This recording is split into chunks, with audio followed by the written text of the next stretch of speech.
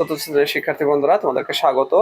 দেখো, তোমাদের গণিত বইয়ের 40 পৃষ্ঠা 12 নম্বর অঙ্কটা বলছে 10 বছর আগে বাবা ও ছেলের বয়সের যোগফল ছিল 76 বছর। বর্তমানে বাবার বয়স 63 বছর। 7 বছর পর ছেলের বয়স কত হবে? দেখো, 10 বছর আগে মানে কি? আজ থেকে 10 বছর আগে।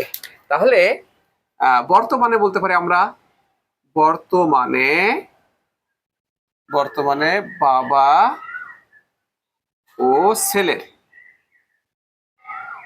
বর্তমানে বাবা ও ছেলের বয়সের যোগফল বয়সের যোগফল যোগফল কত হবে? দেখো, 10 বছর আগে ছিল 76 বছর।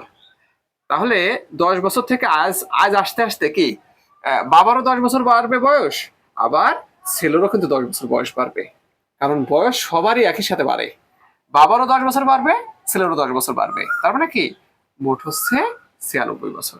এখন দেখো, বর্তমানে কিন্তু বাবার বয়স দেওয়া আছে। হ্যাঁ, তো বর্তমানে বাবার বয়স যদি আমরা বাদ দেই, তাহলে কিন্তু বর্তমানে ছেলের বয়স চলে আসবে, তাই না?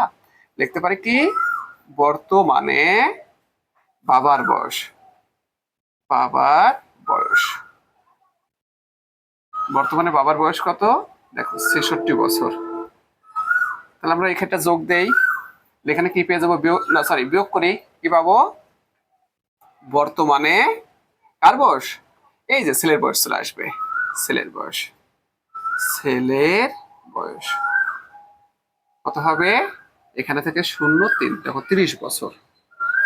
এখন দেখো, উত্তর কিন্তু চেয়েছে 7 বছর পর ছেলের বয়স কত হবে। তাহলে আজকে যে বয়স, 7 বছর পরে কি হবে? আরো 7 বারে যাবে। লিখতে পারি অতএব 7 বছর পরে ছেলের বয়স হবে কত? 30 যোগ 7 বছর সমান দেখো 37 বছর।